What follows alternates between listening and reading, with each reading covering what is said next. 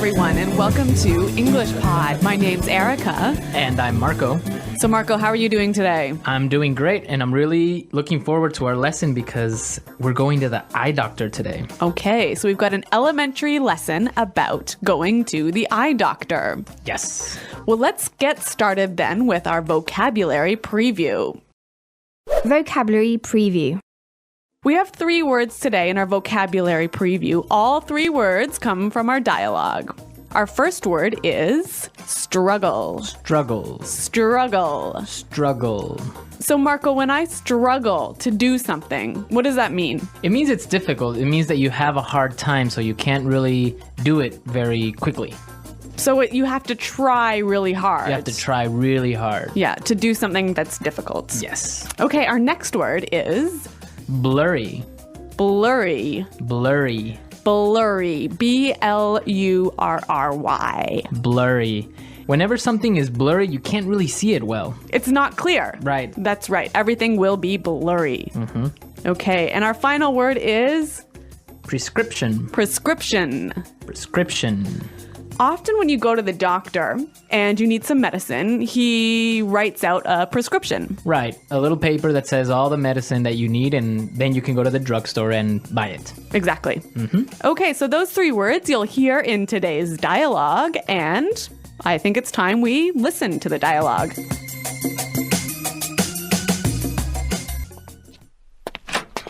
Hello, Arthur. What seems to be the problem? Hey, Doc.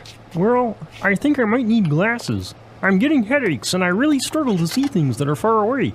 But I've always had 20/20 vision. Sounds like you might be farsighted. Okay, then, cover your left eye and read the chart in front of you. X, E, R, 3, question mark, and I can't quite make out the other symbol, but I think it's the peace sign. Wow, Arthur, you're as blind as a bat. Yeah, I know. My vision is really blurry at times. Okay, then. Head over to the other room and pick out some frames while I fill out your prescription. Thanks, Doc. Arthur, that's the bathroom. Well, this guy really has poor vision, hey? Well, actually, you know what? I've walked into the bathroom, the men's bathroom, actually, instead of the women's bathroom, and that's not because I wasn't wearing my glasses. It's because you weren't paying attention. That's true. Okay, let's take a look today at our language takeaway. Language takeaway. The first word on our language takeaway for today is 20/20 vision. 20/20 vision. 20/20 vision. If I have 20/20 vision, it means that you have perfect vision. Which I do not have. No, me neither. So I usually wear glasses as well. Yeah. But yeah, people that have 20/20 vision don't need glasses. They can see clearly. And perfectly. And perfectly. Yeah. Next word is far-sighted. Far-sighted. Far-sighted. Far-sighted. So if I'm far-sighted, I can't see very well, right? So if you're far-sighted, you can see things that are near. So you can see things that are far away. Right. But things that are close are blurry. Okay. And the opposite would be? Nearsighted. And which is? You can see things that are close well. But not far. Yeah. Okay. Far-sighted and nearsighted. Okay, so our next word is make out.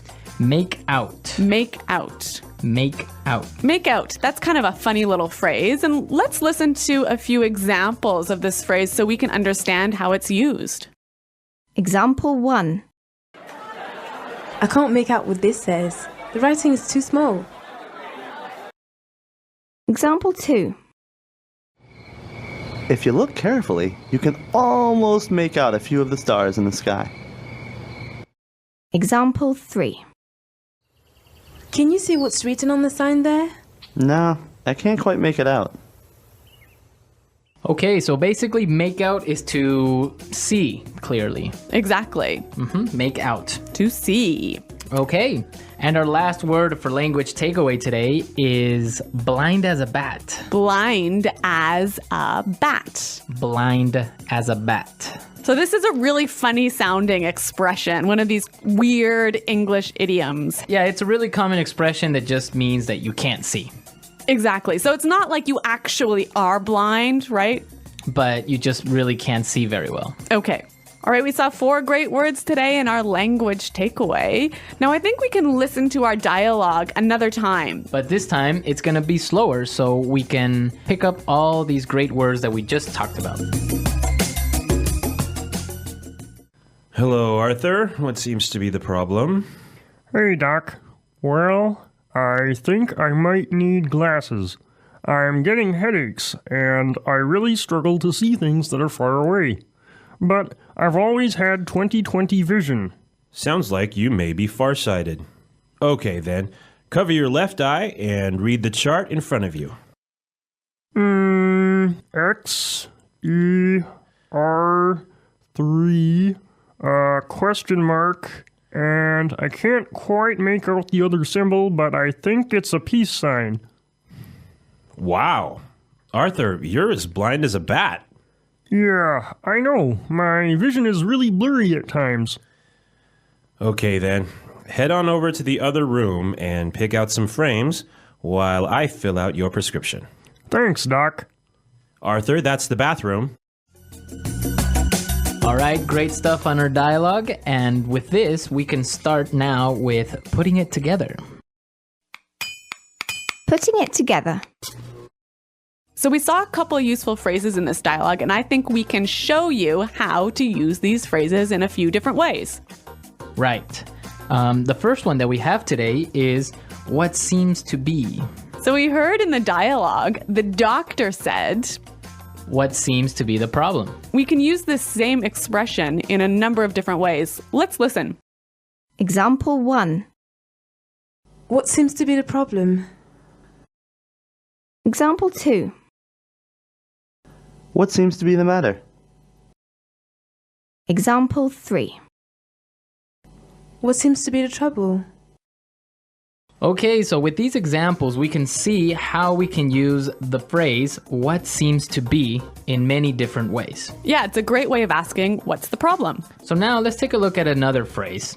We heard in the dialogue, the doctor said, head on over to the other room. Right. And with this phrase, head on, we can combine it with other prepositions to indicate another place. Exactly. Let's hear 3 examples. Example 1. Head on in. Example 2. Head on out. Example 3. Head on up. Okay, so for example, we can say, head on into the house, it's gonna rain soon. Or we can say, hey guys, let's head on out to the park. Or I can also say, head on up to my room, I'll be there in a second. Great. Those are some cool phrases. Right, and they're real useful. So why don't we listen to our dialogue and maybe we'll hear them again.